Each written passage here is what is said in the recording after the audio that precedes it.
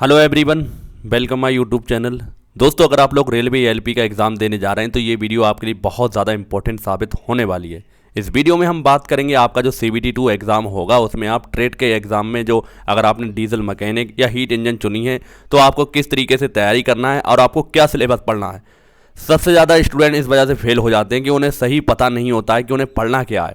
इस वजह से वो फेल हो जाते हैं क्योंकि इसका जो कह सकते हैं पर्टिकुलर सिलेबस तो दे नहीं रखा, जिस वजह से वो या तो वो बहुत हार्ड लेवल की तैयारी कर लेते हैं या फिर बहुत लो लेवल की तैयारी कर लेते हैं।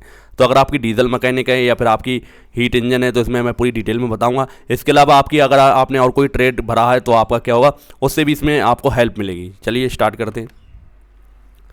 तो जैसा कि आप सबको पता है, रेलवे एलपी में आपके दो एग्ज़ाम होना है। सबसे पहले CBT1 होना है। CBT1 आपका पता ही है कि 75 मार्क्स का होना है। इसके अलावा CBT2 होना है। CBT2 में आपका दो पार्ट होना है। पहला पार्ट में आपको कह सकते हैं नॉन टेक, जिसमें मैथ, रीजनिंग, जनरल साइंस और बेसिक साइंस एंड इंजीनियरिंग के 100 क्वेश्चन आपको देखने को मिलने वाला है। आपको इसके लिए 90 मिनट का टाइम मिलेगा, यानी 1.5 घंटे का आपको इसमें टाइम मिलने वाला है।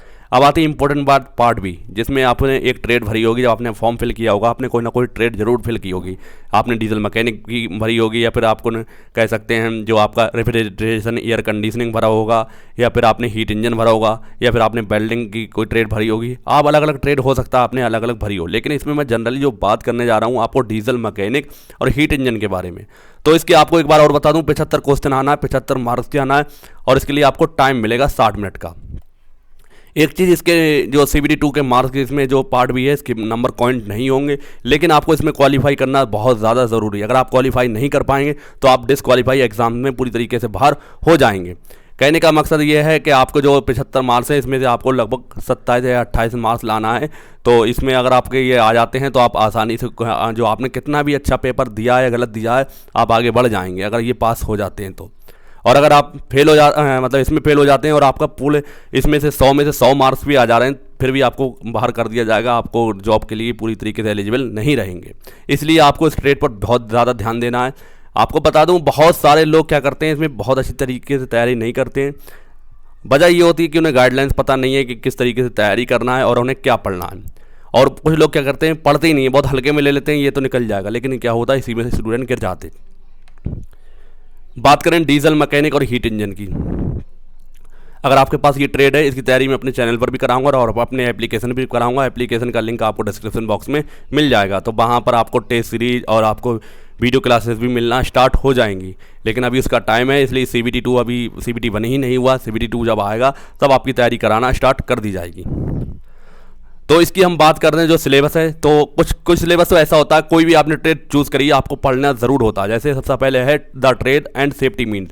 इसमें आपको क्या होता है, आपको जो सेफ्टी होती है, जैसे कि प्राइमरी चिकित्सा क्या होती है, सेकेंडरी चिकित्सा क्या होती है, चिकित्सा के मान लो, इस तरीके के इसमें क्वेश्चन आते हैं। जैसे अगर आपके चोट लग गई, खून बह रहा है, तो आपको सबसे पहले कहाँ जाना चाहिए, इस तरीके के इसमें क्वेश्चन देखने को मिलते हैं। दूसरे इसमें आपको सिंबल देखने को मिलते हैं, जैसे कि आपको इस तरीके से कोई कार बनी है और इस तरीके गोले में लगी है और आपको बताना इस तरीके से ये बना हुआ, तो इसका मतलब आपको क्या है कि आपका पार्किंग निषेध है। इसी तरीके के इसमें क्वेश्चन देखने हैं। अब मान लो कहीं नो एंट्री का चिन्ह लगा है, इसी तरीके के, या फिर हॉस्पिटल का लगा है कि आगे हॉस्पिटल है, कह सकते हैं। जिस तरीके से आपका लाइसेंस बनता है, ड्राइविंग लाइसेंस बनता है, तब आपको सिंबल पूछे जाते हैं, उस तरीके के सिंबल आपको इसमें देखने को मिलते हैं। इस वजह से ये भी आपके लिए बहुत ज़्यादा इंपॉर्टेंट है। आपने कोई भी ट्रेड चूज़ करी या नहीं, डीजल मैकेनिक है या हीट इंजन है, इसके अलावा कोई भी ट्रेड चुनी, आपको इसमें क्वेश्चन देखने को इससे मिलते हैं।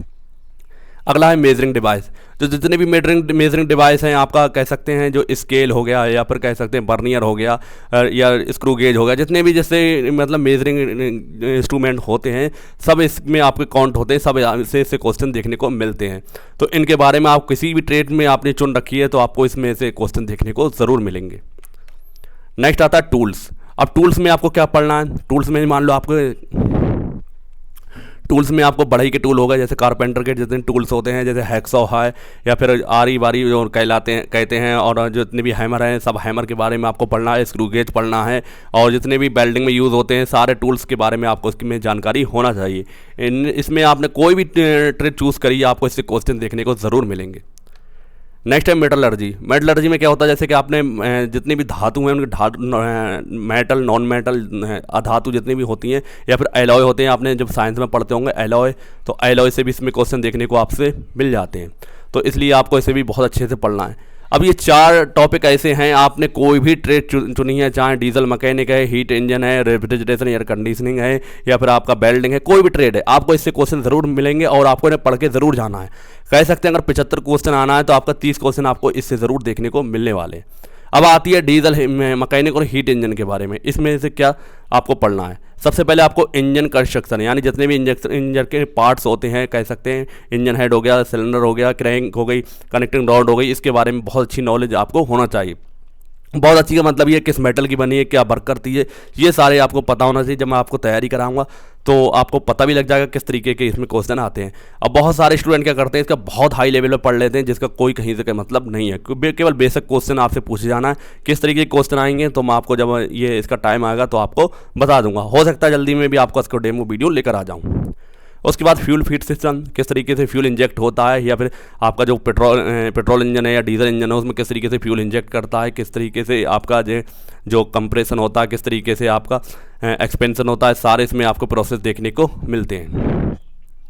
नेक्स्ट आता है इंजन कूलिंग और लुब्रिकेशन। अब इंजन के बारे में जब आपको पढ़ना है तो डीजल मैकेनिक या हीट इंजन में, तो इसमें आपको इंजन कूलिंग किस तरीके से होती है, कितने तरह से होती है, फिर उसके अलावा लुब्रिकेशन का क्या इंपॉर्टेंट रोल्स होता है इंजन के अंदर, लुब्रिकेशन किस तरीके से की जाती है, किस तरीके कितने टाइप की लुब्रिकेशन होती है, तो ये सब आपको इसमें पढ़ना होता है। नेक्स्ट आता है इंजन साइकिल। आपको पता है इंजन साइकिल में आपको मोस्टली 2 साइकिल पढ़ना होती है, ऑटो साइकिल और डीजल साइकिल। इनके बारे में बहुत अच्छी नॉलेज होना चाहिए और इनसे आपको बेसिक क्वेश्चन देखने को मिलते हैं। नेक्स्ट आता है इंजन फ्यूल सिस्टम। तो इंजन फ्यूल सिस्टम किस तरीके का फ्यूल यूज़ होता है, फ्यूल की रेटिंग क्या होती है, फ्यूल कितने टाइप का होता है, फ्यूल की परफॉर्मेंस कैसी होती है, फ्यूल को अच्छा किस कब माना जाता है फ्यूल में, इसमें भी फ्यूल के बारे में सारी इंपॉर्टेंट जानकारी देखी जाती है। नेक्स्ट आता है इंजन परफॉर्मेंस पैरामीटर। इसमें क्या होता है, जो इंडिकेटेड पावर हो गई, आपकी ब्रेक पावर हो गई, ये सारी पावर इसमें देखी जाती है, जो इंजन की किस तरीके से परफॉर्मेंस होती है, किस तरीके से इंजन स्मूथली वर्क करता है, किस तरीके से इंजन की पावर को बढ़ा सकते हैं, इसमें सब ये सारा पढ़ना होता है। आई होप आपने डीजल मैकेनिक और हीट इंजन के ये सारे पॉइंट आपके कितने हैं, आपके 5, ये 1 2 3 4, ये 4 तो आपके कॉमन हो गए। दूसरा आपका 1 2 3 4 5 6, ये 6 आपके क्या हैं। अगर आप पास डीजल मैकेनिक या हीट इंजन की ट्रेड आपने ले रखी है तो आपको इससे पढ़ना है। तो मुझे उम्मीद है आपको क्लियर हो चुका होगा आपको क्या पढ़ना है, और अभी आपको ये नहीं पता होगा कितना हाई लेवल का पढ़ना है, कितना लो लेवल का पढ़ना है, तो उसके बारे में मैं अलग से वीडियो बनाकर आपको बता दूंगा। तो इसलिए आपको ज़्यादा टेंशन नहीं लेना है, इसलिए आपको इस पर बस फोकस करना है और अभी से इसकी थोड़ा थोड़ा पढ़ते रहना। बाद में क्या होता है, थोड़ी दिक्कत हो जाती है। उम्मीद है जानकारी पसंद आई होगी, तो वीडियो को लाइक ज़रूर करेंगे। इसी तरह की जानकारी के लिए चैनल को सब्सक्राइब ज़रूर करें। मिलते हैं अगली वीडियो में, तब तक के लिए।